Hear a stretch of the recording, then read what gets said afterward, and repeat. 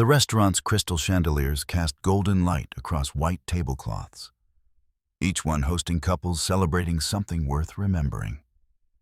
But at table 12, near the window overlooking the harbor, Sarah Mitchell sat alone, with her hands folded over her 8-month pregnant belly, watching her husband laugh with a woman who wasn't his wife. The invitation had arrived 3 weeks ago. Heavy cream cardstock, embossed gold lettering. Join us for an evening celebrating 10 years of love, commitment, and partnership. James and Sarah Mitchell request the honor of your presence at their anniversary celebration. Sarah had planned everything herself. The venue, the Pearl, the same restaurant where James proposed a decade ago. The guest list. 60 people who'd watched them build a life together. The menu. His favorites, her compromise. She'd even ordered a custom cake, vanilla with raspberry filling, because James said chocolate was too predictable for a milestone like this. She'd done everything except prepare for this moment. James stood near the bar, his hand resting on the small of another woman's back. Intimate. Possessive. The gesture of a man who'd forgotten he had a wife sitting 30 feet away. Visibly pregnant with his child, watching him betray her in a room full of their friends and family. The woman was Amber Chen, 26, James's executive assistant for the past 14 months. All blonde highlights and designer dresses that Sarah's maternity wardrobe budget couldn't touch. She laughed at something James said, her hand landing on his chest, lingering there long enough to make her intentions clear to anyone watching. And everyone was watching. Sarah felt 60 pairs of eyes flicker between her and the scene at the bar. 60 people doing the math. 60 witnesses to her humiliation, each one pretending not to notice while their phones stayed carefully face down on tables. Though Sarah saw at least 3 people recording discreetly. Her sister Lisa appeared at the table, sliding into James's empty chair. Her face was tight with fury, barely contained. "Do you want me to cause a scene?" Lisa whispered. "Because I will absolutely cause a scene." Sarah shook her head slowly. "Not yet. Sarah, I know what he's doing." Sarah's voice was eerily calm. "Let him finish." Because this wasn't just infidelity. This was strategy. This was James, orchestrated by his mother Patricia, making a public statement at their anniversary dinner. They wanted Sarah to react. Wanted her to scream, to cry, to make herself small in front of everyone who mattered. Sarah's grandmother used to say, "Baby girl, dignity is a weapon they can't take from you unless you hand it to them." So Sarah sat there, 8 months pregnant, hands steady on her belly, and waited. James finally noticed his wife watching. Their eyes met across the restaurant. For a split second, something flickered in his expression. Guilt, maybe? Or recognition that he'd gone too far. But then Patricia Mitchell appeared beside him, her hand on his shoulder, whispering something in his ear. Whatever she said, it hardened his face back into indifference. He said something to Amber. She nodded, glancing at Sarah with a mixture of pity and triumph that made Sarah's blood run cold. Then James walked toward their table. Not alone. Amber walked beside him. Patricia followed behind like a general watching her battle plan unfold. The restaurant went silent. Conversations died mid-sentence. Forks stopped halfway to mouths.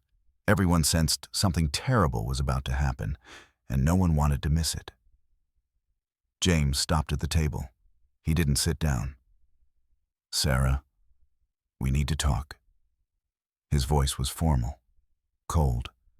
The voice of a stranger ending a business arrangement, not a husband addressing his pregnant wife. "We're at our anniversary dinner, James." Sarah's voice remained steady. "Whatever you need to say can wait until—" "No," he cut her off. "It can't wait." Patricia moved to stand beside him, her designer dress perfectly pressed, her jewelry catching the light. She'd been planning this moment for months. Sarah could see it in the satisfied set of her mouth. "Sarah," Patricia began, her voice dripping with false concern, "James and I have been discussing some concerns about your situation." "My situation?" Sarah's hand moved protectively over her belly. "The pregnancy." Patricia said the word like it was a disease. "We've become aware of some irregularities, timeline issues, questions about paternity that need to be addressed before—" "Stop!" Sarah's voice finally cracked. "Just stop." But James wasn't stopping. He reached into his jacket pocket and pulled out a manila envelope. Set it on the table between them with the careful precision of someone who'd practiced this moment. "Divorce papers," he said flatly. "I'm filing tonight." The restaurant erupted in gasps. Someone's wine glass shattered. Lisa shot to her feet, but Sarah grabbed her wrist, holding her back. "On what grounds?" Sarah whispered. "Adultery," Patricia answered before James could. "We have evidence that you've been carrying on an affair with your former colleague Michael Sanders. Evidence that puts the paternity of that child in serious question." It was a lie. A complete fabrication. Sarah hadn't seen Michael Sanders in 3 years, since he'd moved to Seattle for a job. They'd never been anything but friends and co-workers.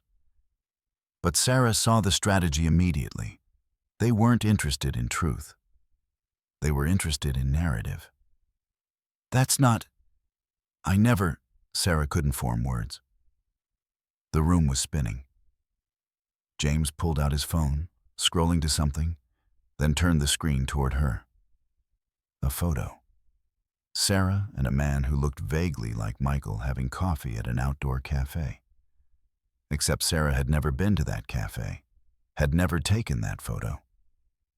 "That photo is fake," Sarah said quietly, but her voice carried across the silent restaurant. Anyone with basic photo analysis software could prove it. James's jaw tightened. "You're calling me a liar?" "I'm calling whoever created that photo a liar." Sarah looked directly at Patricia, and we both know who that was. Patricia's smile never wavered. "You can deny it all you want, dear, but the evidence speaks for itself." Amber stepped forward, her hand sliding possessively onto James's arm.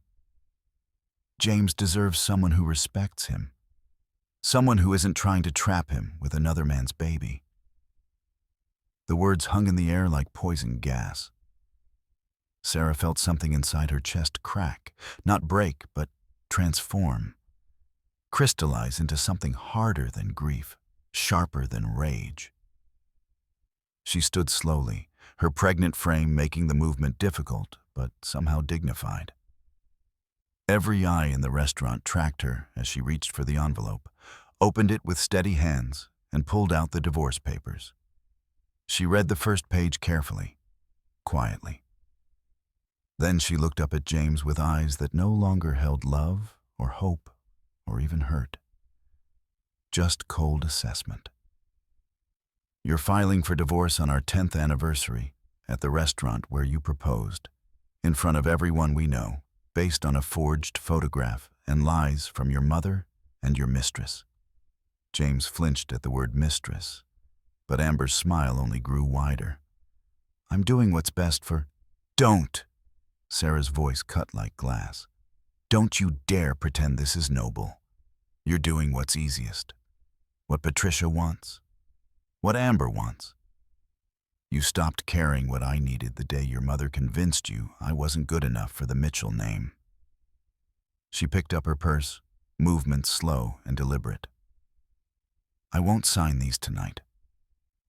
My attorney will contact yours tomorrow. Until then, James, I hope your celebration is everything you wanted it to be." Sarah turned to walk away, but Patricia's voice stopped her. You might want to think carefully before involving attorneys, Sarah. The Mitchell family has resources you can't imagine. Connections, power. You'll end up with nothing. Sarah turned back, and for the first time that evening, she smiled. It was a small smile, sad, but knowing. Patricia, you have no idea what I have, but you will. She walked out of the Pearl with her head high, her sister Lisa beside her, leaving behind a restaurant full of stunned guests and a husband who just made the biggest mistake of his life. The aftermath, days 1 to 3, Sarah's apartment, was in a neighborhood James called transitional, which meant affordable for someone living on a single income, while her husband's paychecks mysteriously shrank over the past year. The one-bedroom space was cramped, especially now with boxes of baby supplies stacking up in corners. She'd moved out 6 months ago when James said he needed space. At the time, Sarah thought it was temporary, a rough patch. She'd been naive enough to believe marriage counseling might save them. Now, sitting on her second-hand couch at 2 a.m., still wearing the maternity dress she'd bought specifically for the anniversary dinner, Sarah finally let herself cry. Not the pretty tears of rom-coms, but ugly body-shaking sobs that made her daughter kick inside her belly in protest. Her phone buzzed constantly, text after text, from Lisa. "I'm outside. Let me in. You shouldn't be alone." From former friends. "Sarah, I'm so sorry. We had no idea. Is there anything we can do?" From strangers. "Saw the video. You're so strong. Hang in there. Video." Sarah's stomach dropped. She opened Twitter with shaking hands. The clip was everywhere. Had anniversary. Betrayal was trending nationally. Someone had recorded the entire confrontation, James presenting divorce papers, Patricia's accusations, Amber's cruel comments about another man's baby. But what went viral wasn't Sarah's humiliation, it was her exit. The camera caught her standing, reading the papers, delivering her final words with devastating calm, and walking out with a dignity that made her look like royalty, while James looked like exactly what he was. A weak man controlled by his mother and manipulated by his mistress. The comments were brutal, but not toward Sarah. Imagine divorcing your 8-month pregnant wife at your anniversary dinner. This man is trash. The mistress smiling while his pregnant wife is standing right there. They're both monsters. Plot twist.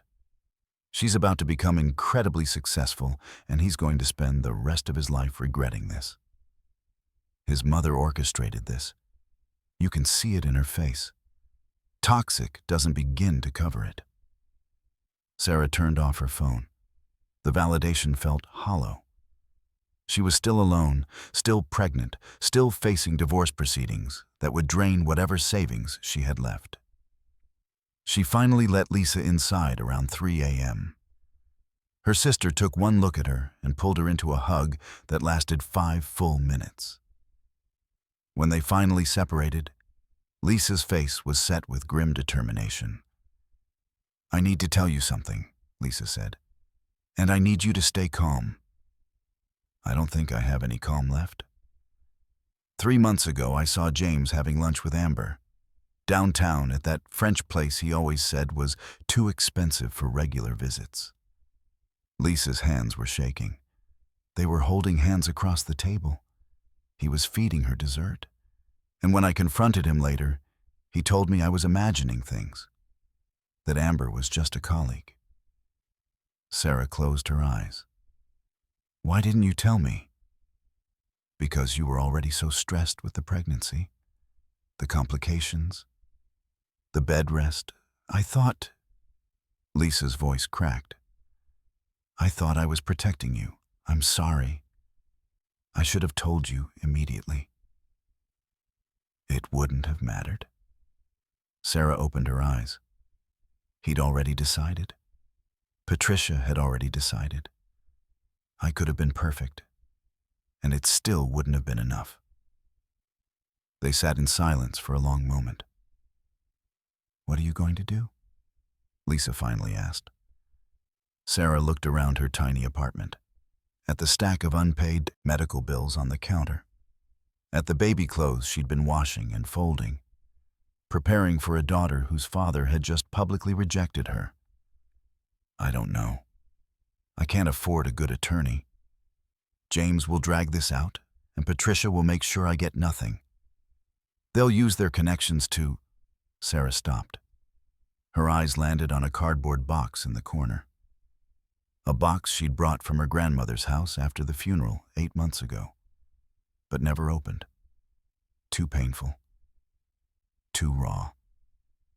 Her grandmother Rose had died the same week Sarah found out she was pregnant. Rose had been her everything. The woman who raised her after Sarah's parents died in a car accident when she was 7. The woman who taught her dignity, strength, how to walk through fire without flinching. What? Lisa followed her gaze. What is it? Grandma Rose's things. I never went through them. Sarah stood, moving to the box with sudden urgency. She knelt awkwardly, her pregnant belly making it difficult, and started pulling out items. Photo albums, old recipe cards, a jewelry box with costume pieces Sarah remembered from childhood, and an envelope, cream-colored, expensive, sealed with red wax embossed with an M that Sarah didn't recognize. Her name was written across the front in her grandmother's elegant script. Sarah Elizabeth, open this when you need it most. What is it? Lisa moved closer. Sarah broke the seal with trembling fingers and pulled out a letter written on thick stationery. My dearest Sarah, if you're reading this, I'm gone. And if you're reading this now, truly reading it, not just finding it, then something terrible has happened. James has shown his true colors, or Patricia has finally succeeded in destroying your marriage, or both. I knew this day might come. I saw the way that family looked at you, the way they smiled while sharpening knives, the way they made you feel like you had to earn your place at their table. So I prepared. In safe deposit box 847 at First National Bank downtown, you'll find documents that will change everything. The key is taped to the bottom of my old jewelry box, the wooden one with the pearl inlay. Box 847. Remember that number. What you'll find there isn't just money. Though there's plenty of that, it's freedom. It's power. It's everything I built over 40 years that I kept hidden because I learned early that showing your hand to the wrong people destroys you. Your grandfather left me with nothing when he died.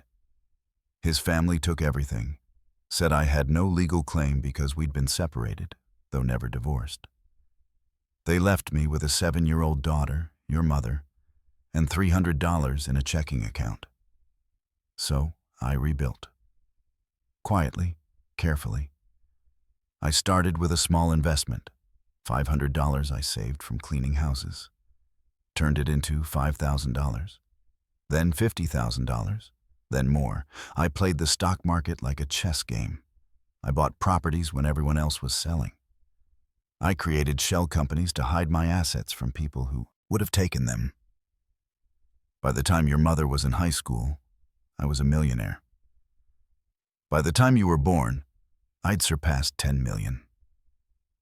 By last year, before I got sick, my portfolio was worth $700 million. $700 million, Sarah. All hidden, all protected, all yours now. I never told you because I wanted you to live freely. To marry for love, not money. To know that people valued you for yourself, not your inheritance. But I also knew that if you married someone like James, someone weak, someone controlled by family money and status, you'd need this protection.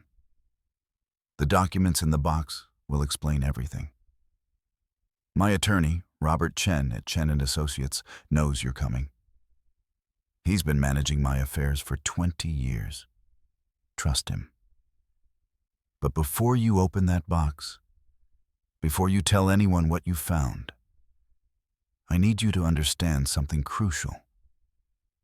This money doesn't define you. It doesn't make you better than anyone else. It's simply a tool. Protection I built because I learned too late that loving someone doesn't mean they'll love you back. That being kind doesn't mean people won't be cruel. That being good doesn't guarantee you'll be treated well. People will show you who they really are when they think you're powerless. James is showing you right now. Patricia is showing you. Amber is showing you. Believe them the first time. Don't use this money for revenge, baby girl. Use it for freedom. Use it to build the life you deserve.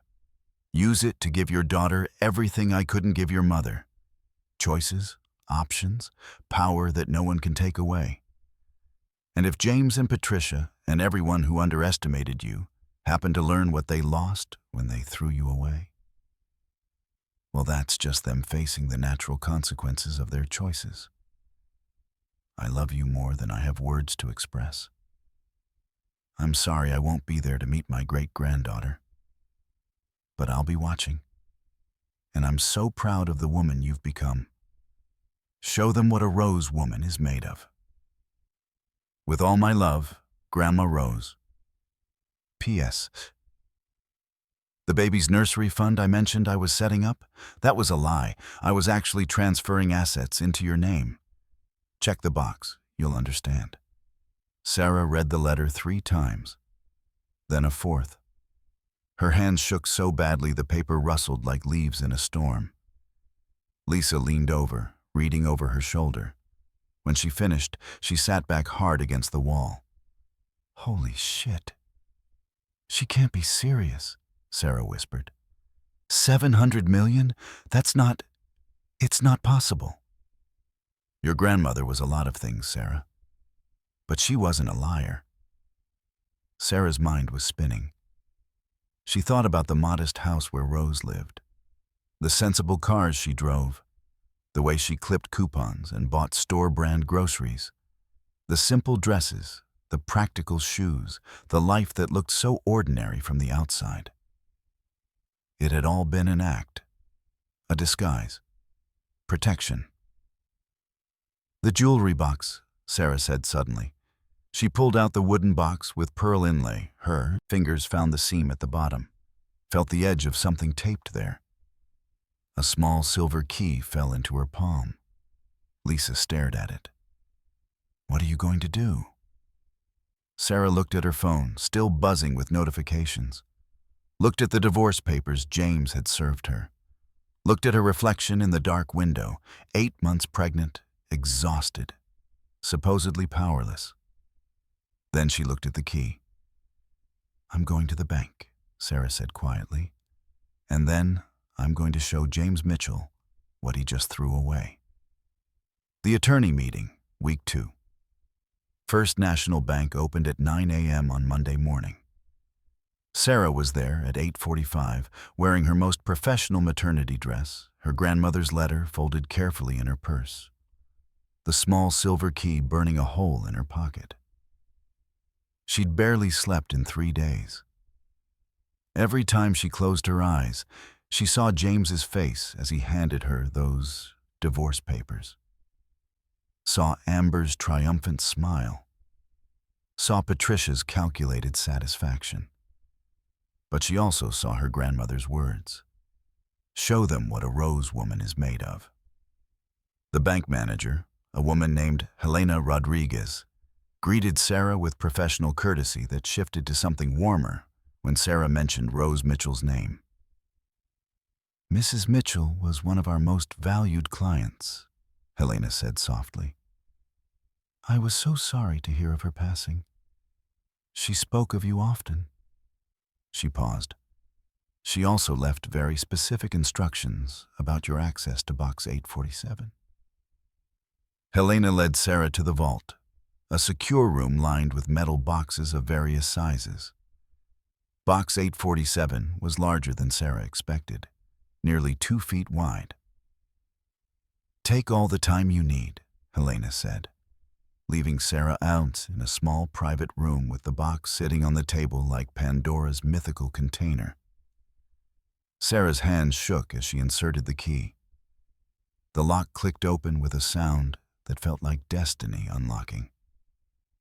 Inside were folders, dozens of them, each one labeled with careful precision. Stock portfolio, current value real estate, holdings. Business investments, shell corporation, documentation trust fund, structures, attorney contact. Robert Chen, emergency protocols, instructions for Sarah. Sarah pulled out the first folder with trembling hands. The stock portfolio alone was worth $340 million. Blue chip stocks, tech companies, emerging markets, all carefully diversified, all showing consistent growth over decades. The real estate holdings? $180 million in properties across 4 states. Commercial buildings, residential complexes, a shopping center in Charleston, undeveloped land that was about to be rezoned for development. Business investments, $120 million in startup companies that had grown into mid-sized successes. Tech firms, green energy, medical devices. Rose had invested early in companies that were now household names. The remaining $60 million was in liquid assets, municipal bonds, and a trust fund structure that protected everything from creditors, lawsuits, and greedy relatives. Sarah's vision blurred, with tears. Her grandmother had built an empire while living like she had nothing, had created generational wealth while driving a 15-year-old Honda and shopping at discount stores. She'd done it all quietly, patiently, with a strategy so perfect that no one ever suspected. The instructions for Sarah folder contained a single page in Rose's handwriting. Sarah, by now you've seen the numbers. You're probably in shock. That's normal. Call Robert Chen immediately. His direct line, 5555-0147. Tell him you've opened the box. He's expecting you. Don't tell James. Don't tell Patricia. Don't tell anyone except people Robert approves. They think you're weak.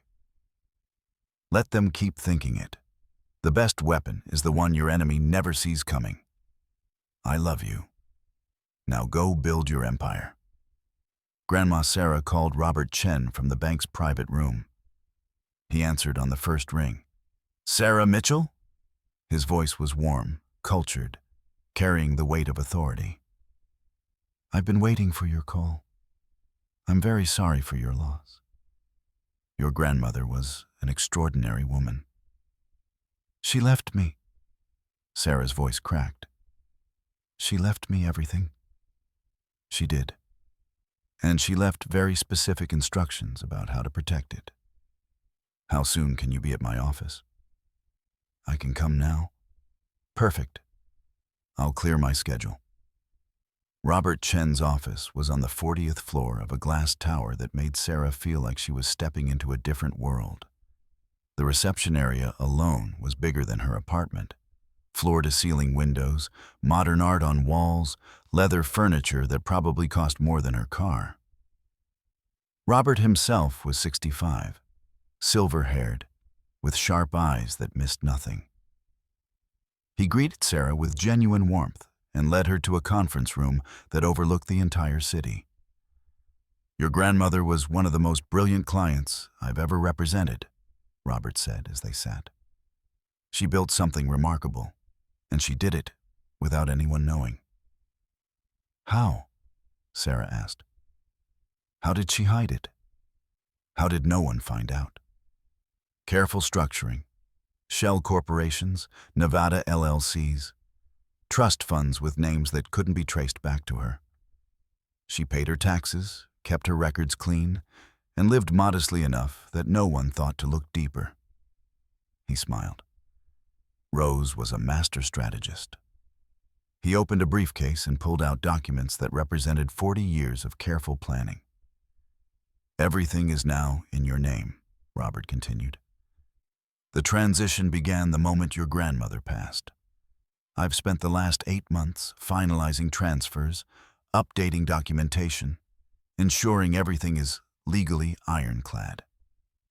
He slid the first document across the table. Total assets.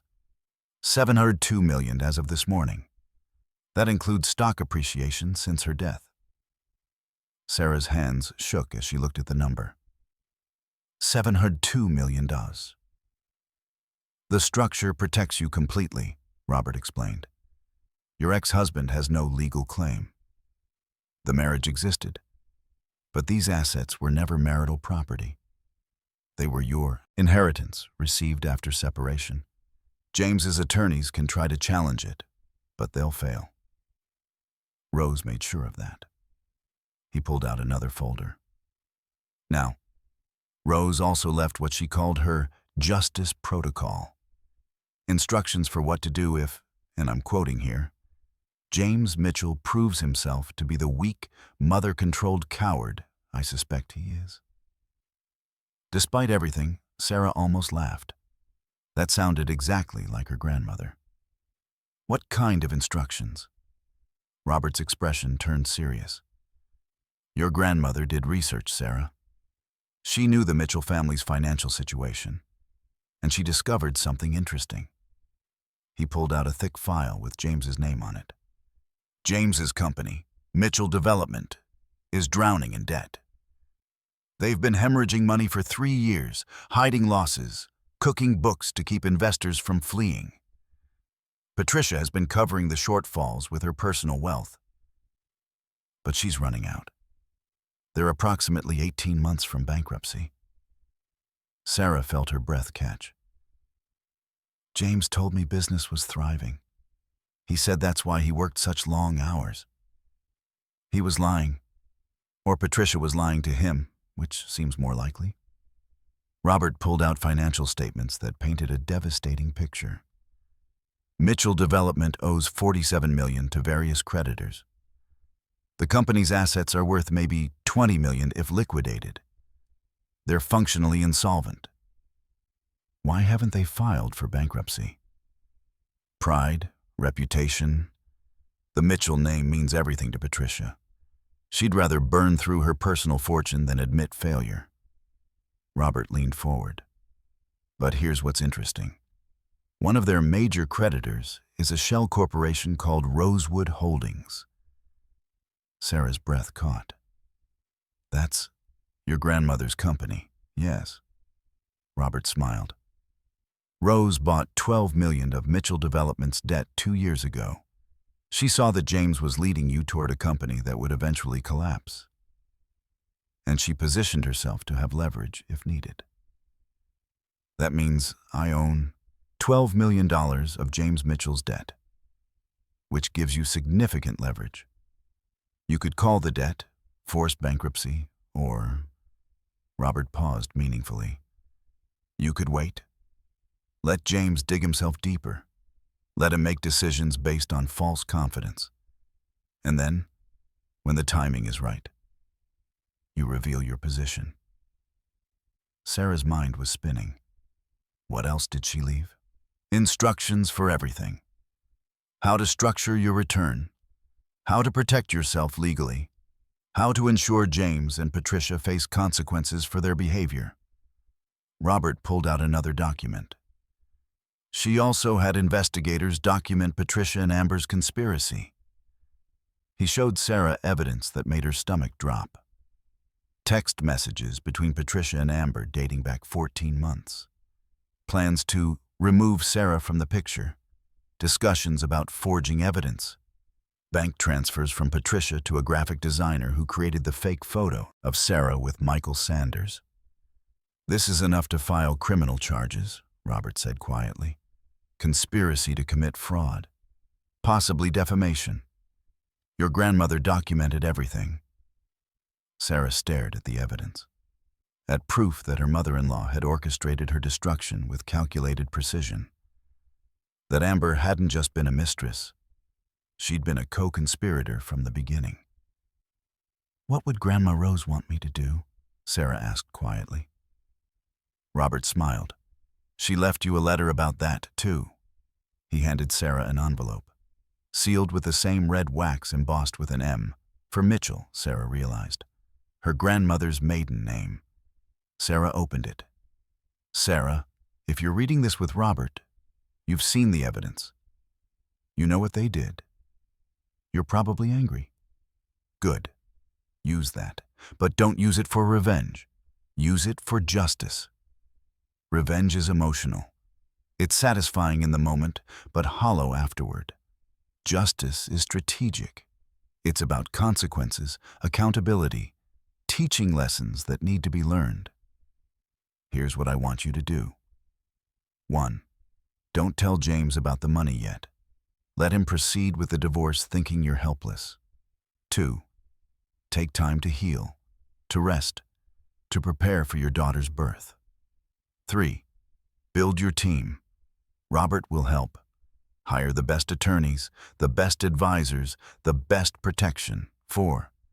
Let James dig his own grave. Men like him always do when they think they've won. When the timing is perfect, and Robert will help you identify that moment.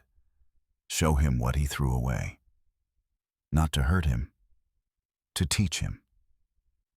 Because James isn't evil, Sarah. He's weak. And weak men become cruel when stronger people control them. Patricia made him into this. Amber encouraged it. But James chose it.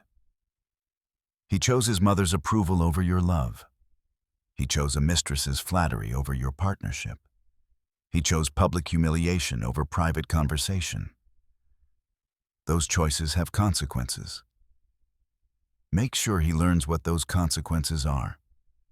Not because he deserves destruction, but because he needs to understand that treating people like they're disposable makes you the one who ends up alone. Show him. Then move on. Build your life. Raise your daughter. Become everything you were always meant to be. And if James ever realizes what he lost, let that be his burden to carry, not yours. I love you forever. Grandma Rose. Sarah folded the letter carefully, tears streaming down her face. What do you want to do?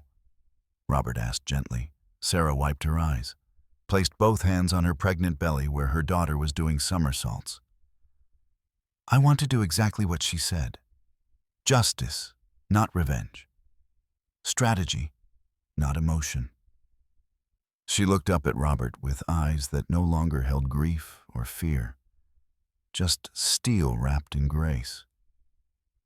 I want to build a team that can protect me and my daughter. I want to prepare for the divorce proceedings with resources James doesn't know exist. I want to document everything Patricia and Amber did, but hold that evidence until the right moment. Sarah stood, moving to the window that overlooked the city. And I want James to proceed with his divorce, thinking he's won, thinking I'm broken, thinking he can dictate terms. She turned back to Robert. Then, when he's confident enough to be careless, when Patricia thinks she's destroyed me completely, when Amber thinks she's secured her position as the next Mrs. Mitchell, I want them all to learn exactly what they threw away. Robert's smile was sharp as a blade. Your grandmother would be so proud. I know, Sarah said quietly. Now let's get to work. Over the next month, Sarah's life transformed in ways invisible to everyone watching. To the outside world, she'd gone silent. Disappeared. The viral video of her humiliation was still circulating, but Sarah herself had vanished from public view. No statements, no social media, no sightings. James assumed she was hiding in shame. Patricia assumed she was preparing to cave to their demands. Amber assumed she'd been permanently removed from the picture. All three were catastrophically wrong. Week 3. Building the foundation. Robert assembled a team that made Sarah feel like she was preparing for war, which, in a sense, she was. Jennifer Wu, 42, family law attorney who'd never lost a high-stakes divorce case. She'd represented wives of CEOs, politicians, celebrities. Her reputation alone made opposing counsel nervous. First rule, Jennifer said at their initial meeting. We let James think he's in control. His attorney will send demands. We'll respond slowly, professionally, agreeing to meetings but never quite scheduling them. We're not stalling. We're letting him dig holes he doesn't know he's digging. David Thornton, 38, financial strategist who specialized in protecting and growing wealth for high net worth individuals. Your grandmother built something remarkable, David said, reviewing Rose's portfolio. But we can do more. You're 32 years old, Sarah. With proper management, this $700 million could be $2 billion by the time you're 50. We'll diversify, invest in emerging markets, create additional revenue streams. Maria Sanchez, 51, private investigator with 20 years in corporate espionage and domestic cases. I've already started, Maria said, showing Sarah a file that made her stomach turn. Patricia Mitchell has been meeting with Amber Chen 3 times a week for the past month.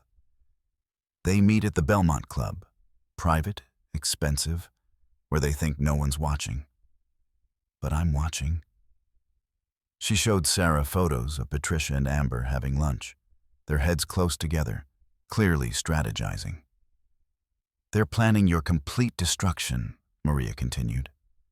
Amber's already picking out wedding venues. Patricia's already had attorneys draft a prenup that protects James's assets. Except James doesn't have any real assets. The company's bankrupt. This is all theater. Sarah stared at the photos. Keep documenting everything. Already am. The team worked with military precision. Every conversation was recorded and transcribed. Every document was analyzed. Every move James and Patricia made was countered 3 steps ahead. But publicly, Sarah remained invisible, quiet, seemingly defeated. Week 4. The transformation begins. Sarah's daughter was due in 8 weeks.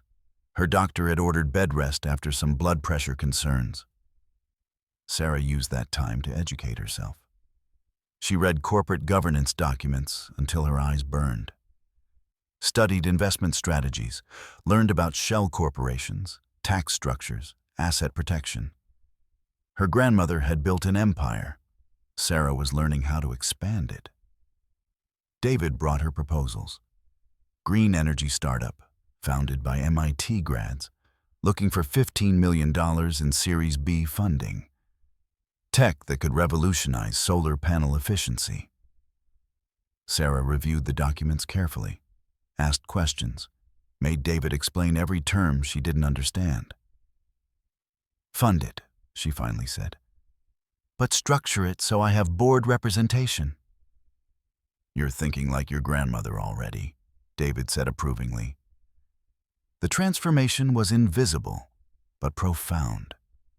Sarah wasn't just inheriting wealth. She was learning how to wield it, how to think strategically, how to see 3 moves ahead. Jennifer had her practice for depositions. James's attorney will try to rattle you. He'll imply you're a bad mother. He'll suggest you're unstable. He'll paint you as vindictive. And I'll respond how? With devastating calm, with facts, with documentation.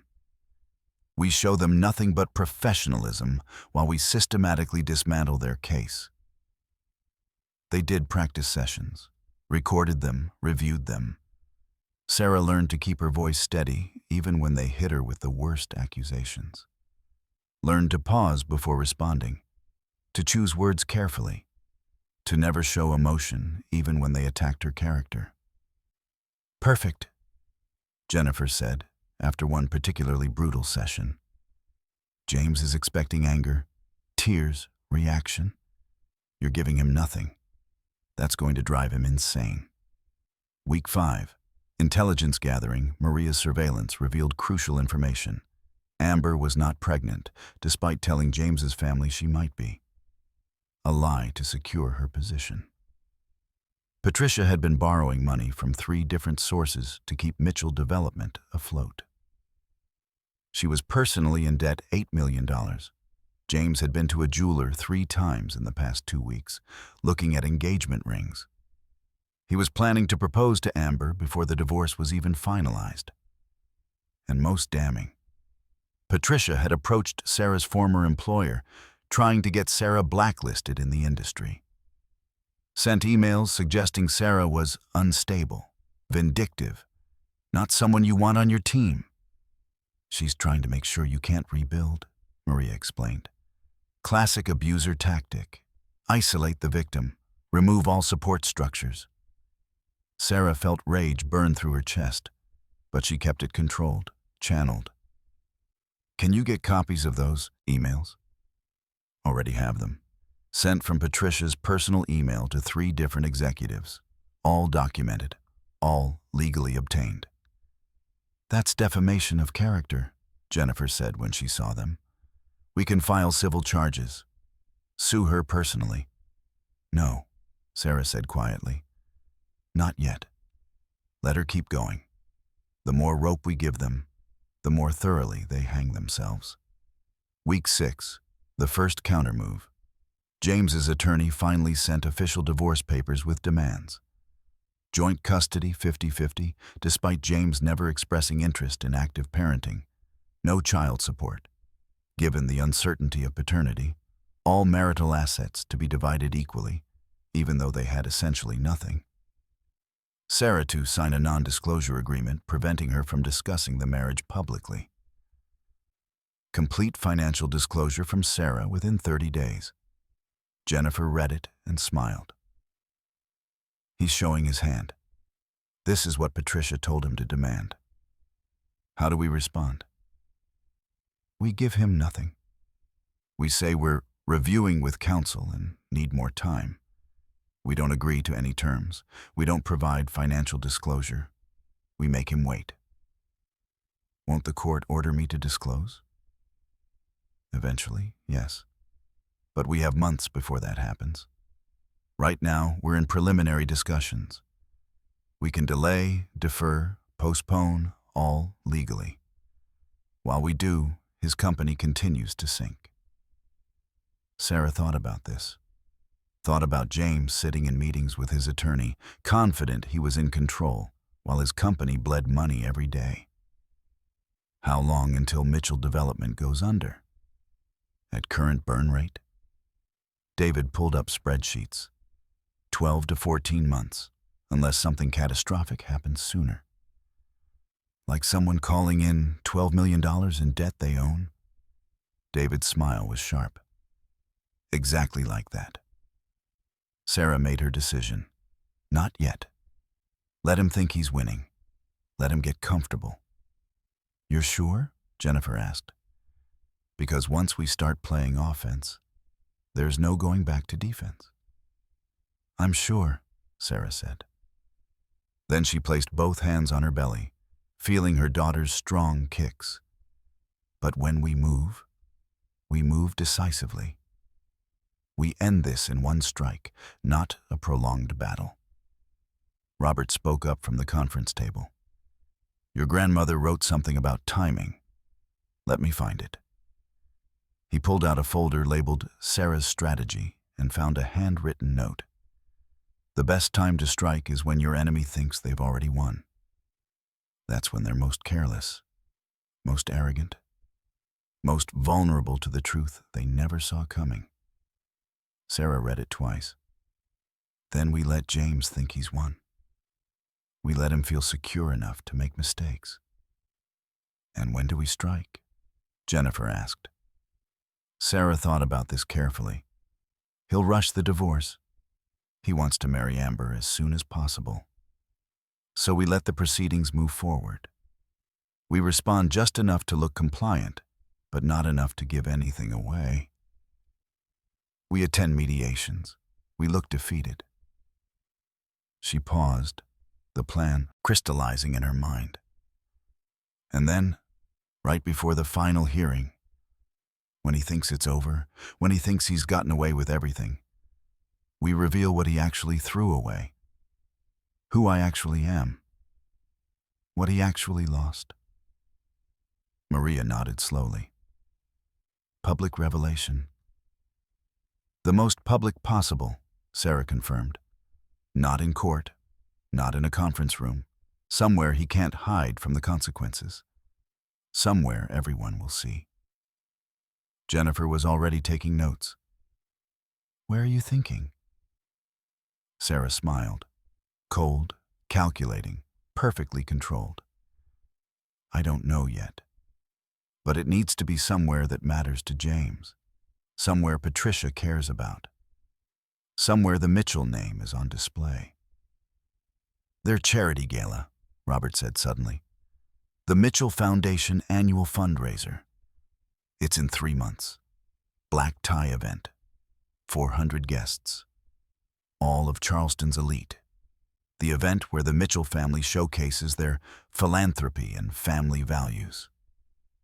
Sarah felt something click into place. Can we get an invitation? You were invited, Robert said, before the divorce. You're still on the list. They probably forgot to remove you. Then I'll be there, Sarah said quietly. 8 months from now, when James thinks the divorce is settled, when Amber thinks she's secure, when Patricia thinks she's destroyed me completely, I'll walk into that gala and show them exactly what they lost. The team sat in silence, understanding the magnitude of what Sarah was planning. It's perfect, Jennifer finally said. Absolutely perfect. Week 7 to 8. The birth. Sarah's daughter arrived 3 weeks early on a Tuesday morning at 4:47 a.m.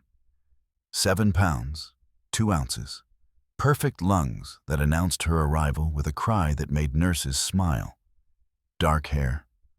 Eyes that would probably be green like Sarah's. 10 fingers, 10 toes. Utterly perfect.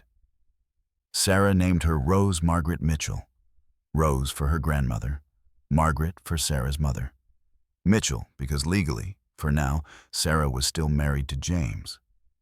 But Sarah had already filed paperwork to change both their names back to Rose's maiden name, Warren. Rose Warren.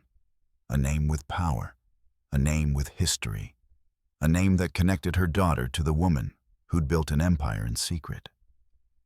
James didn't visit the hospital, didn't call, didn't acknowledge his daughter's birth beyond a text to his attorney. Client requests paternity test before agreeing to any custody arrangements. Lisa was there, crying happy tears while holding her niece. She's beautiful.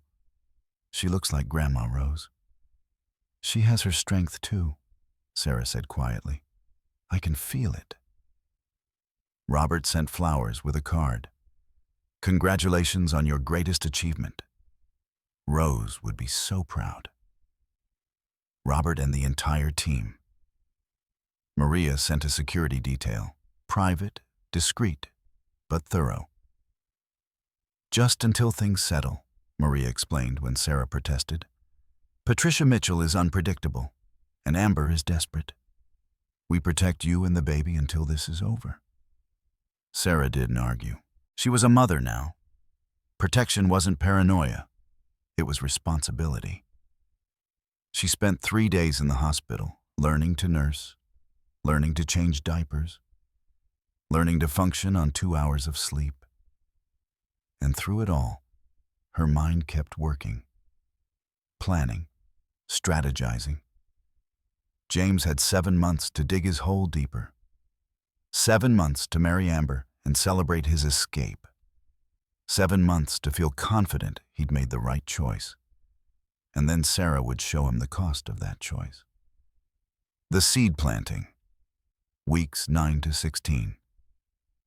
Sarah returned to her apartment with baby Rose and immediately realized it was too small, too cramped, too vulnerable. I need to move, she told David during a video call while Rose slept in a bassinet beside her. Already on it, David said. There's a townhouse in the historic district. 3 bedrooms, security system, gated community. It's owned by one of your grandmother's shell companies. so you're technically moving into property you own. No paper trail leading back to you. Perfect. Sarah moved 2 weeks after Rose's birth. The new place was beautiful. Hardwood floors, crown molding, a nursery that overlooked a garden. More importantly, it was secure. Gated entry, security cameras, neighbors who were discreet and professional. James had no idea where she'd gone. His attorney sent letters to her old address that were forwarded by Lisa, but never answered urgently. Meanwhile, Mitchell Development continued its death spiral. David sent weekly updates. They lost their 2 biggest clients this month. Revenue dropped 35%. Patricia injected another $2 million of personal funds to cover payroll. They're burning through cash at an unsustainable rate. How much longer? 6 months, maybe 8. Unless something catastrophic happens first. Sarah filed that information away. She wasn't ready to use it yet. But the weapon was loaded. All she needed was the right moment to fire. Month 3. The Whisper Campaign. Sarah started appearing in public again. Strategic, calculated appearances designed to plant seeds. She attended a charity lunch for children's literacy, wrote a $50,000 check, didn't make a speech, didn't draw attention, just quietly donated and left. But people noticed. People whispered, "Isn't that James Mitchell's ex-wife? Where'd she get that kind of money?" She joined a professional networking group for women in business, listed herself as consultant, and said nothing about her background.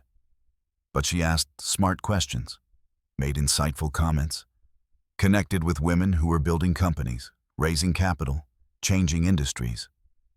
She attended a university lecture on sustainable investment strategies, sat in the back, asked one question that was so incisive, the professor invited her to coffee afterward to continue the discussion. Each appearance was breadcrumbs. Each one made people wonder. Each one planted the seed. Sarah Mitchell is not who we thought she was. Patricia heard the whispers and dismissed them. She's probably borrowing money she can't pay back. Typical, trying to save face. James heard them and felt uneasy. Where's she getting the money? Amber heard them and felt threatened. You need to settle the divorce faster. She's up to something. But none of them knew what. And that uncertainty started eating at them. Month 4, the power move. Sarah made her first major business decision. She acquired a 15% stake in a struggling tech company that James had tried and failed to partner with 6 months earlier. The company, Solar Tech Innovations, was exactly the kind of business Mitchell Development needed to survive. Green energy, government contracts, massive growth potential. James had pitched them aggressively. Patricia had hosted the CEO for dinner. They'd offered partnership deals, investment opportunities, everything. Solar Tech had declined. Too risky, they'd said. Mitchell Development's financials didn't support the kind of partnership they needed. Now, Sarah owned 15% and had a board seat. The CEO, Martha Reeves, was a 50-year-old powerhouse who'd built Solar Tech from scratch and had no patience for incompetent men trying to attach themselves to her success. "Why did you invest?" Martha asked during their first board meeting. "Because your technology will change the industry," Sarah said simply, "and because I believe in backing women who build things that matter." Martha studied her. "You're James Mitchell's ex-wife." "I am." "He's an idiot." "Yes, he is." Martha smiled. "I like you. Welcome to the board." Within 2 weeks, word spread through Charleston's business community. Sarah Mitchell, Warren now, technically, though people still used Mitchell, had made a major investment in one of the hottest startups in the region. James heard about it from his own attorney. "Your ex-wife just bought into Solar Tech. Do you know where she got that kind of money?" James didn't know. And that not knowing was starting to terrify him. Month 5. The divorce mediation.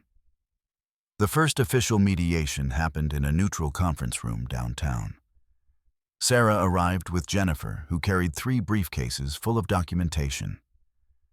James arrived with his attorney, Marcus Bell.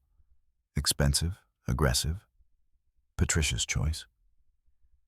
Amber waited in the car outside because her presence might complicate things.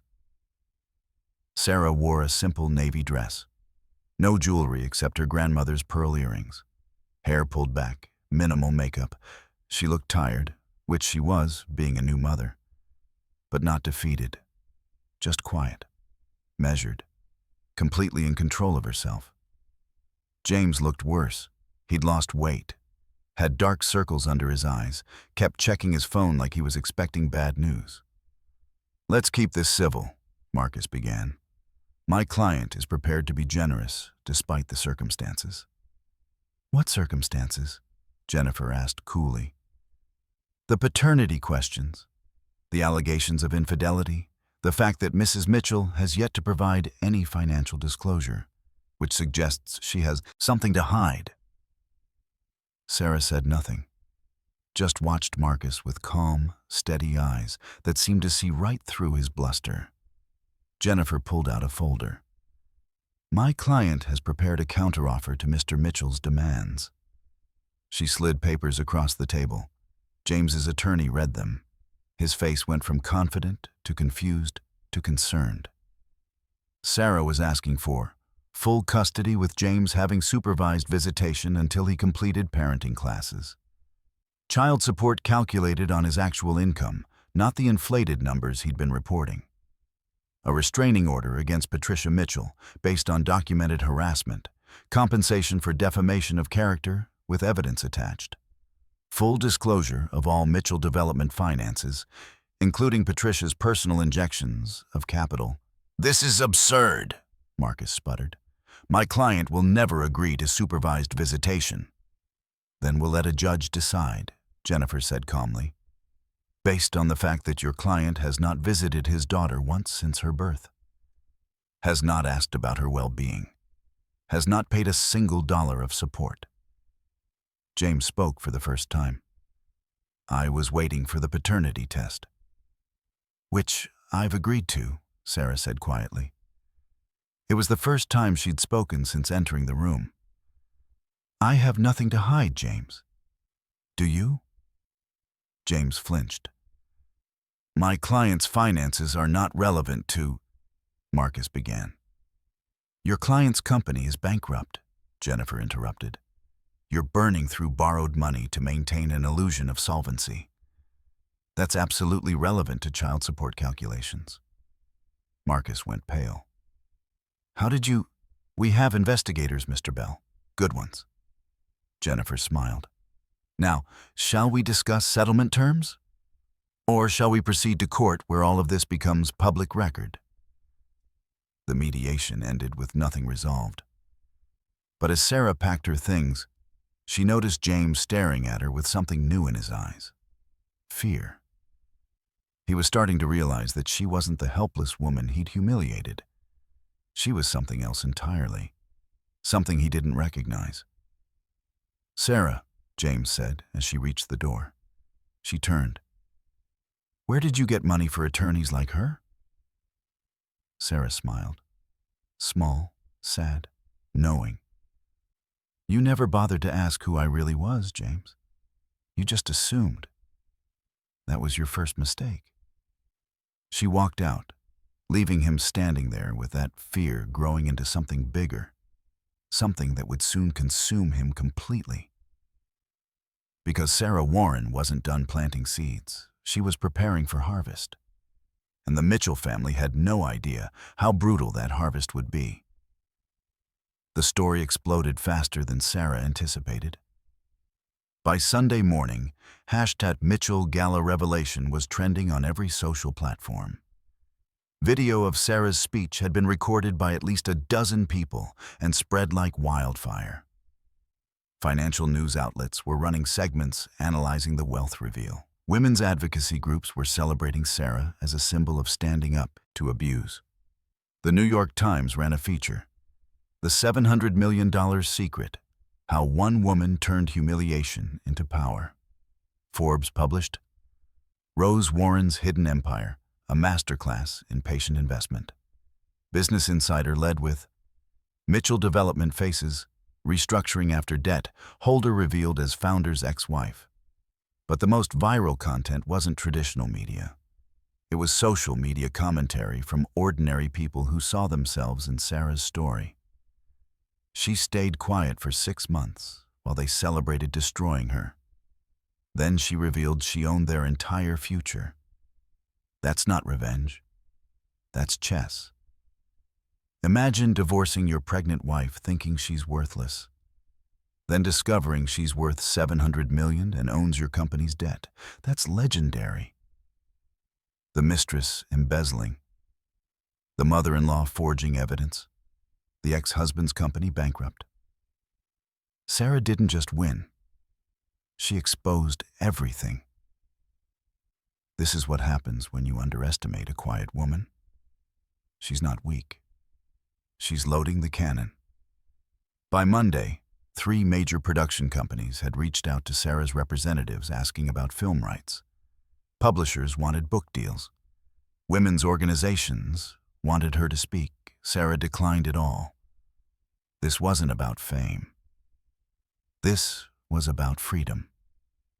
James's destruction, James Mitchell's life, collapsed with the speed and violence of a controlled demolition. By Monday morning, he was no longer CEO of Mitchell Development.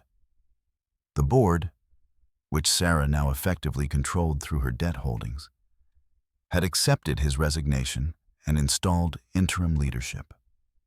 His engagement to Amber ended before it could become a marriage. Security footage of her embezzlement was shared with local authorities. She was arrested Tuesday morning, charged with corporate espionage, theft, and fraud. Her bail was set at $500,000, which no one was willing to pay. The company James thought he'd built, that he'd sacrificed his marriage to protect, turned out to be smoke and mirrors. Without Patricia's constant injections of personal wealth, Mitchell Development would have collapsed 2 years ago. Every success James celebrated had been purchased with his mother's money. And now that money was gone. Patricia had burned through $8 million of her personal fortune trying to keep the company alive. Her own financial position was precarious. James moved out of the house he'd shared with Amber, technically Patricia's house, which was now being quietly listed for sale to cover debts, and into a small apartment downtown. He tried calling Sarah 17 times in 3 days. Every call went straight to voicemail.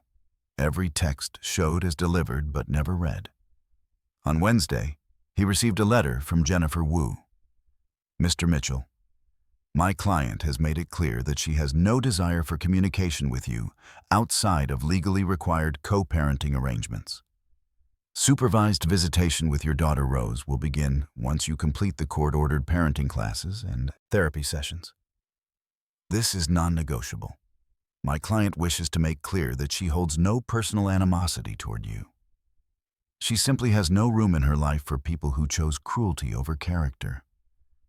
Please direct all future communication through my office. Sincerely, Jennifer Wu, Esquire." James read the letter 7 times. The phrase "no personal animosity" somehow hurt worse than if she'd said she hated him. Hatred meant he still mattered. No personal animosity meant he'd been categorized as irrelevant. A chapter closed, a lesson learned and moved past. He'd become nothing to her, and that nothingness was more devastating than any revenge she could have orchestrated.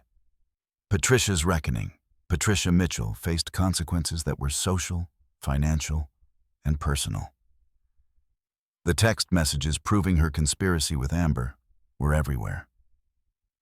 Women she'd known for decades, women she'd hosted at her home, women whose children she'd known since birth, cut her off completely.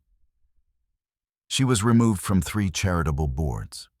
Her membership at the country club was suspended pending review, which everyone knew meant permanent expulsion. Invitations to galas, fundraisers, and society events simply stopped coming. Her friends weren't cruel about it. They were worse. They were polite. They made excuses. They found reasons why lunch plans needed to be rescheduled indefinitely. Patricia went from the center of Charleston's social scene to invisible in less than a week. Financially, she was drowning. The $8 million she'd spent keeping Mitchell Development alive had depleted most of her liquid assets. Her house needed to be sold, her cars downgraded, her lifestyle adjusted from wealthy society matron to woman living on fixed income. And her relationship with James, the son she'd tried so hard to control, to shape, to manage, was destroyed. He came to see her on Thursday afternoon, 1 week after the gala. Why? That was all he said. Just one word. But it carried the weight of everything that had been broken. Patricia tried to justify it. I was protecting you. That woman wasn't good enough for our family. She didn't have the right connections, the right... She had $700 million, James said flatly. She had more power, more intelligence, more integrity than our entire family combined. And you destroyed her because you couldn't control her. I did what mothers do. I protected my child. No, James said, his voice breaking. You destroyed your child. You destroyed my marriage. You destroyed my company. You destroyed everything because you needed to be in control. And Sarah threatened that control by existing as her own person.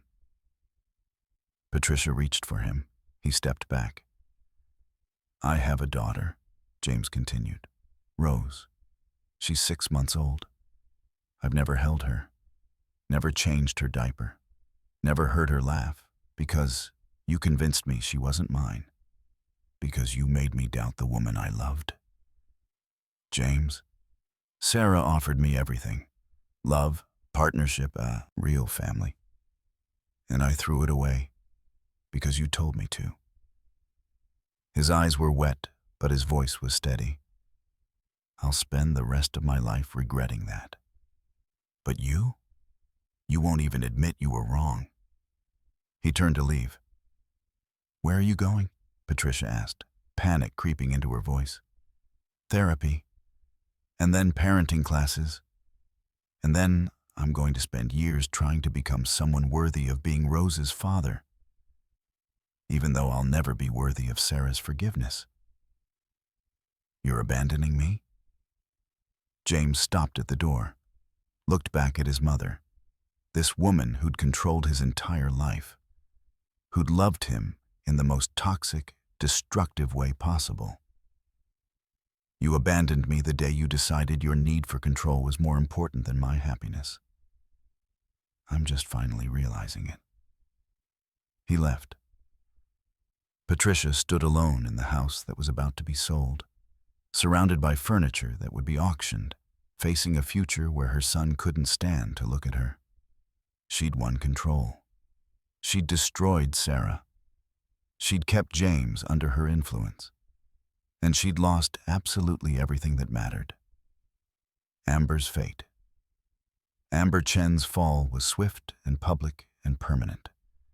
The embezzlement charges were airtight.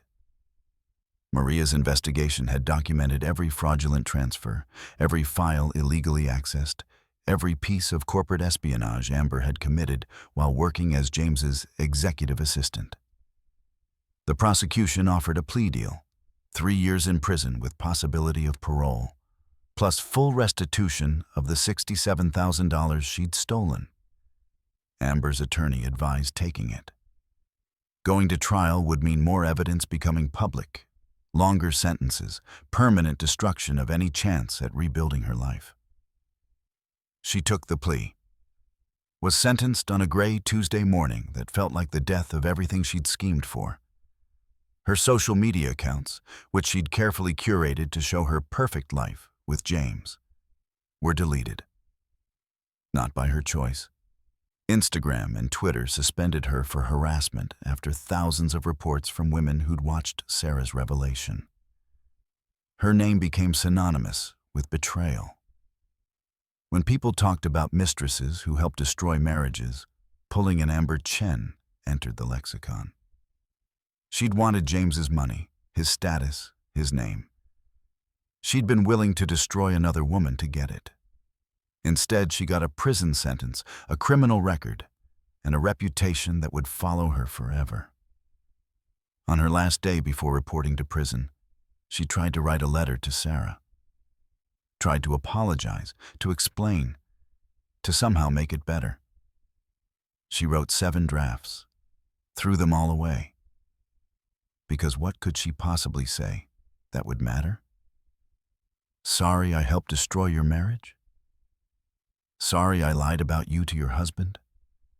Sorry I smiled while watching you get humiliated? There were no words. There was only consequence. And for the first time in her life, Amber Chen had to face consequence without someone else to blame. Sarah's new life 6 months later. Spring arrived in Charleston with magnolia blooms and warm breezes that made Sarah think of new beginnings. She stood in the kitchen of her townhouse. Though she'd recently purchased a larger home in the historic district, she wasn't quite ready to move. Making breakfast while Rose sat in her high chair, smashing Cheerios with determined concentration. "Mama," Rose said. Her first clear word. Not Dada, because James was still just the man who visits on Saturdays with a supervisor. "Yes, baby?" Sarah leaned down, kissing her daughter's dark curls. "Mo," Rose demanded, reaching for more Cheerios. Sarah laughed and gave her more, marveling at how completely this tiny human had transformed her entire existence. Her phone buzzed. A text from David Thornton. "Solar Tech going public next month. Your 15% stake valued at $240 million. Congratulations." Sarah stared at the number. Her original investment of $12 million had turned into $240 million in 18 months. Rose Warren's genius for identifying opportunities had apparently been genetic. Another text from Martha Reeves. "Board meeting Tuesday, celebrating IPO. You should say a few words since you believed in us when nobody else did." Sarah typed back, "I'll be there, and bring Rose. She's my good luck charm." The past 6 months had been transformative in ways Sarah couldn't have predicted. She'd been offered 3 board positions at major corporations, accepted 2, declined 1. She was building a reputation as an investor with vision and integrity. Someone companies wanted involved not just for money, but for judgment. She'd started a foundation in her grandmother's name, the Rose Warren Initiative for Women's Economic Empowerment. $50 million in seed funding, programs helping women escape financial abuse, start businesses, rebuild after divorce. She'd been interviewed by Forbes, Bloomberg, and Harvard Business Review. Every interview, she told her grandmother's story. How Rose had built $700 million from $300. How she'd done it quietly, patiently, proving that real power didn't need to be loud. And she'd become, somewhat reluctantly, a symbol. Women sent her messages daily, stories of their own divorces, their own battles with in-laws, their own journeys from broken to powerful. Sarah tried to answer as many as she could. Not with advice, but with the same message. Your worth is not determined by people who failed to see it. And walking away from toxicity isn't weakness, it's survival. James's journey. James Mitchell was 35 years old and felt like he was starting life over at zero. He'd completed the court-ordered parenting classes, finished 6 months of therapy, started attending a men's group for fathers working to rebuild relationships with children they'd abandoned. Every Saturday at 10 a.m., he arrived at a neutral location where a supervisor watched him interact with Rose for 2 hours. At first, Rose screamed when she saw him, clung to Sarah, refused to let this stranger near her. It broke James every single time. But slowly, painfully, week by week, Rose started tolerating his presence, started accepting the toys he brought, started letting him read her books. She didn't love him. She didn't call him daddy. But she stopped crying when he entered the room, and James counted that as progress. He'd written Sarah letters he never sent. Apologies that felt hollow even as he wrote them. I'm sorry seemed impossibly inadequate for destroying someone's life. His therapist, Dr. Michelle Carson, pushed him to examine his choices with brutal honesty. You let your mother control you, Michelle said during one session. Why? Because she was my mother. Because I thought she wanted what was best for me. Or because it was easier than having your own opinions? James had sat with that for weeks. Realized it was true. He'd let Patricia make decisions because making decisions meant taking responsibility. And taking responsibility meant admitting when he was wrong. So he'd outsourced his choices to his mother. And when those choices destroyed his marriage, he'd been able to tell himself it wasn't really his fault. Except it was. Every bit of it. He'd been weak when Sarah needed strength, cruel when she needed compassion, absent when she needed partnership. And now she was thriving without him while he was paying consequences for choices he couldn't undo. One Saturday in April, after his supervised visit with Rose, James waited while Sarah came to pick up their daughter. She looked beautiful, not trying to be, just naturally radiant in jeans and a sweater, holding Rose's diaper bag, her hair in a simple ponytail. Can we talk? James asked. Just for 5 minutes. Sarah looked at the supervisor, who nodded. The session was over. This was technically allowed. 5 minutes, Sarah agreed. They sat on a bench outside the facility while the supervisor took Rose to play on the small playground area. I'm not asking for forgiveness, James started. I know I don't deserve that. I just wanted to say that I'm sorry. Truly, deeply sorry for everything I did to you. Sarah was quiet for a moment. Okay. That's it? Just okay? What do you want me to say, James? That it's fine? That I forgive you and we can be friends? Sarah shook her head. It's not fine. And forgiveness isn't something I owe you. I know, James struggled to find words. I want you to know that I see it now.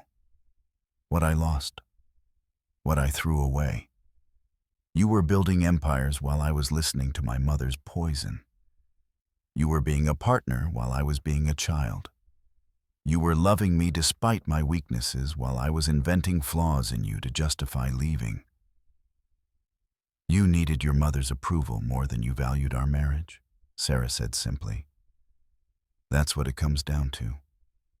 And that's not something I can fix for you. I'm in therapy. I'm working on it. Good. Rose deserves a father who's working on himself. Sarah stood. But I don't need to witness that journey, James. I have my own life to build. With someone else? The question came out before James could stop it. Sarah looked at him with something like pity. With my daughter? With my work? With people who value me from the beginning instead of realizing my worth only after they've lost access to it. She started walking toward where Rose was playing. James called after her, Are you happy?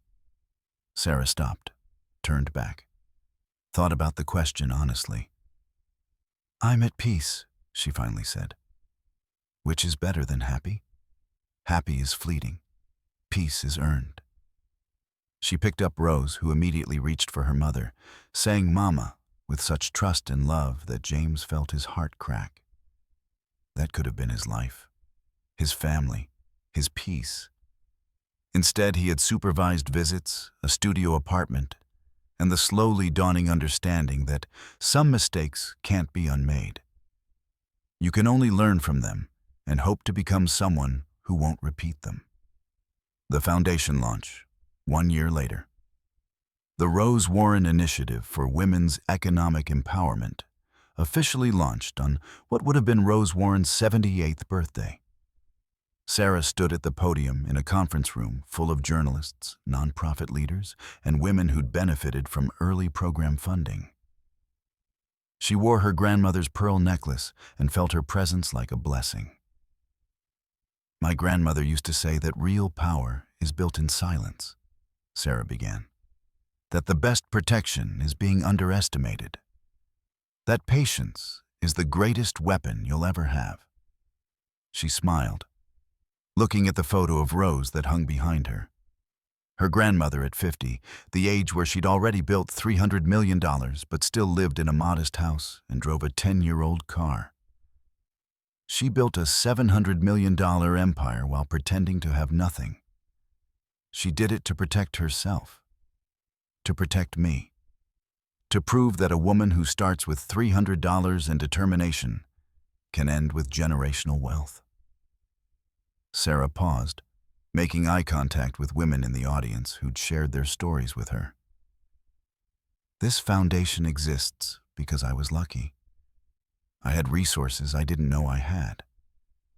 I had protection built by someone who loved me enough to plan for my worst day. But most women don't have that. Most women facing financial abuse, facing divorce, facing in-laws who try to destroy them. They have to build their protection from nothing. They have to survive without safety nets. So we're creating safety nets. Micro-loans for women starting businesses, legal aid for women facing divorce, financial education for women who've never been allowed to control money, therapy for women recovering from abusive families." Sarah's voice strengthened. "The Rose Warren Initiative exists to help women do what my grandmother did. Build power quietly, strategically, patiently, and then use that power to transform not just their own lives, but their daughters' lives, their communities' lives." The room erupted in applause. After the formal presentation, women lined up to speak with Sarah. Each one had a story. "My husband hid assets during our divorce. Your foundation's legal aid helped me find them. I got what I was owed. I was stuck in a marriage because I had no money of my own. Your microloan program helped me start a catering business. I'm supporting myself now. My mother-in-law tried to have me declared an unfit mother. Your foundation's therapy program helped me document her abuse. I kept custody of my children." Story after story, woman after woman. Each one proof that Sarah's grandmother's legacy was continuing in ways Rose herself could never have imagined. Lisa found Sarah afterward, exhausted but glowing. "Grandma Rose would be so proud," Lisa said. "I know," Sarah whispered. "I feel her with me, especially when I'm helping women who are where I was a year ago. Broken but not destroyed, humiliated but not defeated, underestimated but not powerless." They stood in silence for a moment. "Do you ever regret it?" Lisa finally asked. "The way you revealed everything? Some people say you could have been more private about it." Sarah thought about the viral videos, the media attention, the way her story had become public property for a few months. "No," she said firmly, "because staying private would have meant letting Patricia and James and Amber control the narrative. They would have told their version where I was the villain. Going public meant telling the truth, messy, uncomfortable, but true. And James? James is Rose's father. He's learning to be a good one, slowly. But he's not part of my story anymore except as a co-parent. And I'm okay with that. Sarah looked around the room, at the foundation staff she'd hired, at the programs she'd funded, at the women whose lives were changing because her grandmother had the foresight to build protection Sarah never knew she'd need. "This is my story now," Sarah said. "Not the woman who was humiliated, not the wife who was betrayed, but the woman who survived, who rebuilt, who turned pain into purpose." She smiled. "And that's a story worth telling." 2 years after the gala, Sarah sat in her home office, the larger house she'd finally moved into, with Rose's nursery painted sunshine yellow and gardens where her daughter played, reviewing investment proposals. Rose was almost 3 now, talking in full sentences, opinionated about everything, brilliant and stubborn in equal measure. "Mama, why you always working?" Rose asked from the doorway, holding her favorite stuffed elephant. "Because Mama builds things," Sarah said, closing her laptop. "Come here, baby." Rose climbed into her lap, all sharp elbows and endless energy. "What you building?" "A future," Sarah said simply. "For you. For other little girls like you. For women who need help. Like Great-Grandma Rose?" Exactly like Great-Grandma Rose. Sarah had started telling Rose stories about her namesake. Age-appropriate versions about the grandmother who'd been so smart with money, who'd built something from almost nothing, who'd loved them enough to make sure they were protected. When Rose was older, Sarah would tell her the full story. About the divorce. About the betrayal. About the night Sarah walked onto a stage and revealed the truth that changed everything. But for now, Rose just needed to know. The women in her family were strong, were builders, were survivors. "Tell me the story," Rose demanded. "About Great-Grandma and the pennies." It was Rose's favorite story, how her great-grandmother had started with almost nothing and turned it into everything through patience and strategy and refusing to quit. Sarah told the story, Rose's weight warm against her chest, and felt her grandmother's presence like a blessing. "You did good, baby girl," she imagined Rose Warren saying. "You showed them.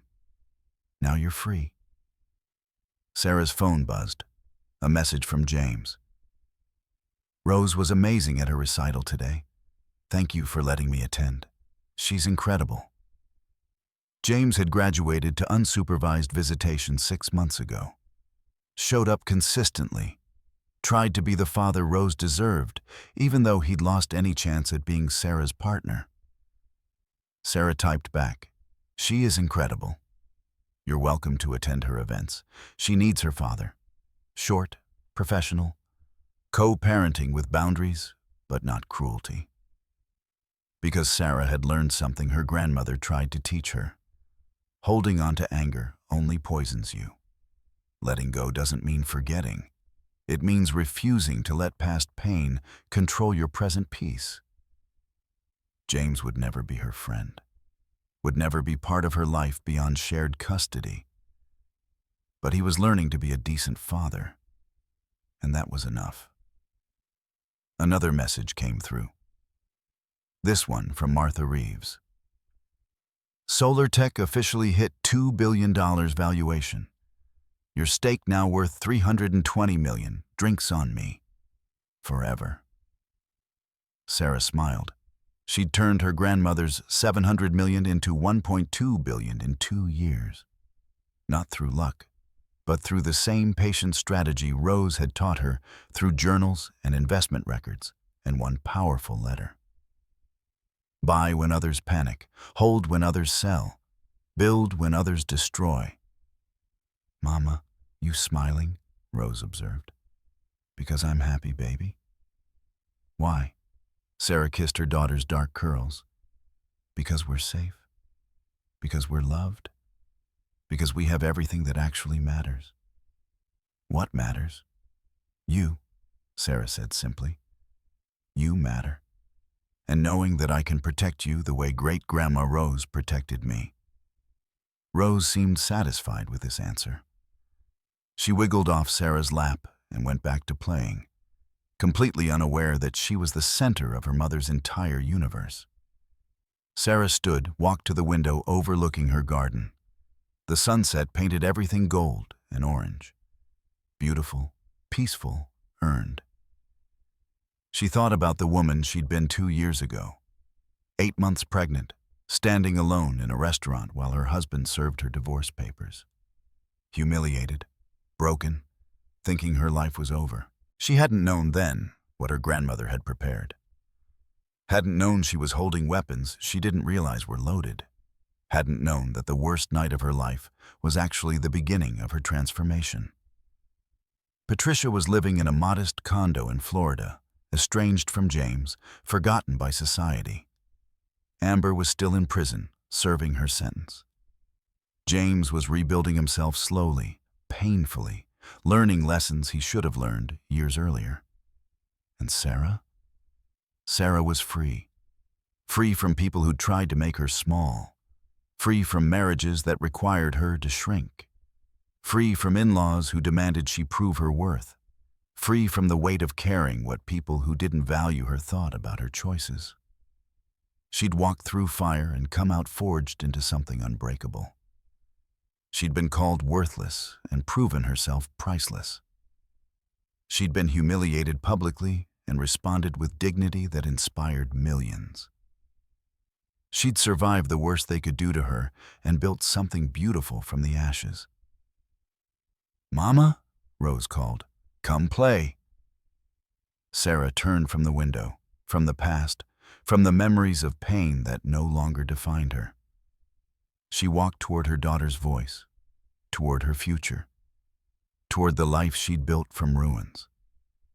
And she knew, with absolute certainty, that her grandmother was watching. Proud, satisfied, knowing that the empire she'd built in secret had been passed to hands that would use it wisely. Show them what a rose woman is made of. Sarah had shown them. And in doing so, she'd shown herself. She was made of steel wrapped in grace, strength forged through survival, power that didn't need to prove itself because it simply was, and that was more than enough. That was everything.